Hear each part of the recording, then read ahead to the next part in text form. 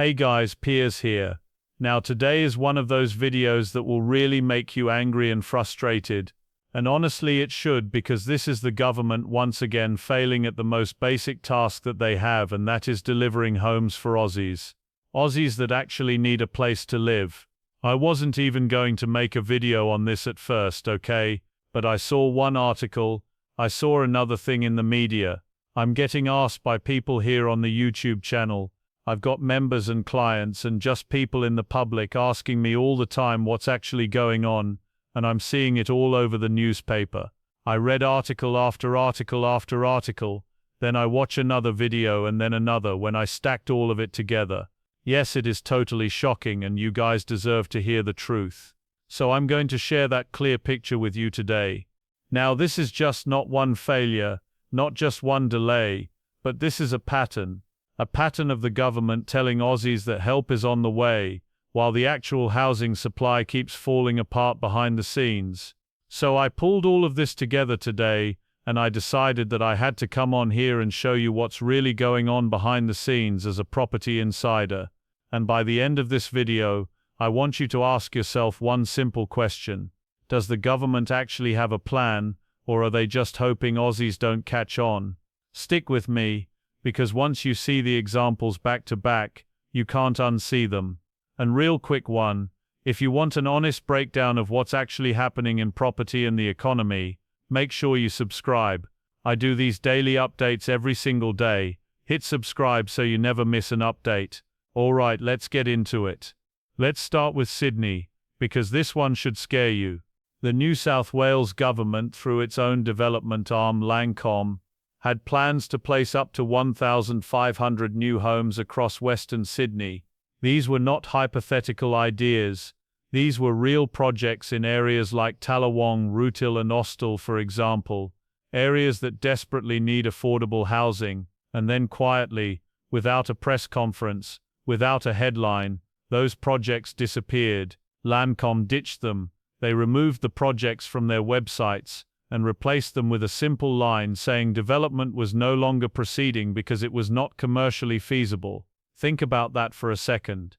The government's own developer is admitting that even with government backing, it cannot make housing work in the areas where housing is needed the most and where it's going to be the most affordable. High construction costs, labor shortages, planning delays, taxes, levies, and thin margins have made it so difficult that developers are walking away. And this is the part that should worry you. If the government cannot make housing stack up in Western Sydney, where exactly do you expect private developers to do it? Now these were early stage projects. Yes, but they were counted as future supply. Now they are gone.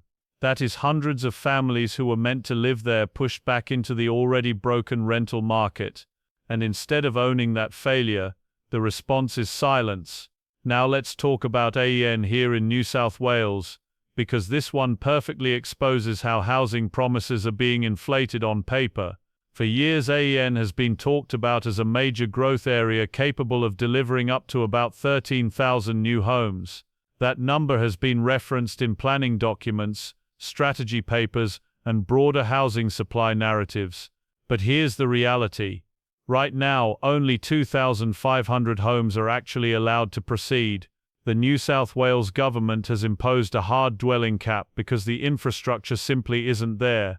There is not enough sewage capacity, road access, transport or services to support large-scale development. So while the land is rezoned, and the headlines talk about tens of thousands of future homes, nearly tens of thousands of them are effectively blocked by policy until infrastructure is funded and delivered. Now, as a property insider and working very closely with Liana Pan, a data scientist and one of Australia's top property researchers, we're seeing this happen all the time. So yes, you're seeing it in the headlines, you're seeing on the news. We're seeing it every single day when we do that suburb-level research. Now, these homes haven't been cancelled with a dramatic announcement. They've been quietly frozen. They exist in planning documents, not in construction pipelines. And this is why this matters. Governments keep pointing to places like Appin when talking about future housing supply. But those homes are not coming anytime soon. They don't help renters today. They don't help buyers today. They don't relieve the pressure on house prices. This is what missing housing looks like in real life, and the real impact on the property market. So those are some examples at a regional level. Now let's zoom out nationally, because this problem is not just happening in Sydney. A recent report found that more than 82,000 homes across Australia cannot be built because of missing basic infrastructure. We're not talking about fancy upgrades here. We're talking about sewage pipes, water connections, stormwater drains and roads. Councils and developers are ready to go.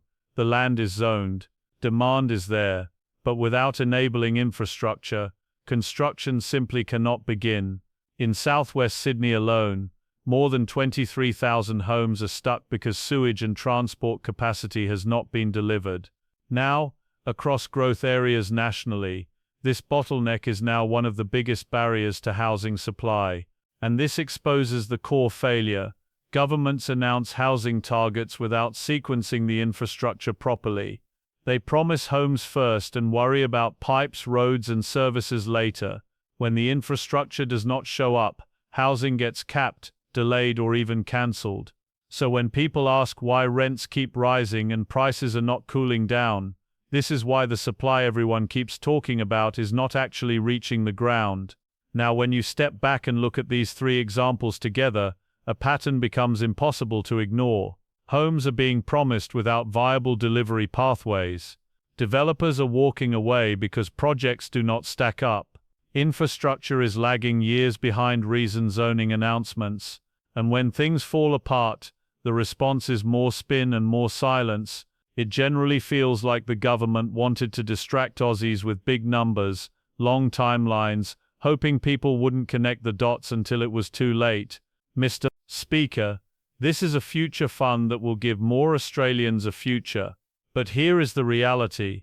If thousands of homes keep getting cancelled like this, the rental crisis will never cool.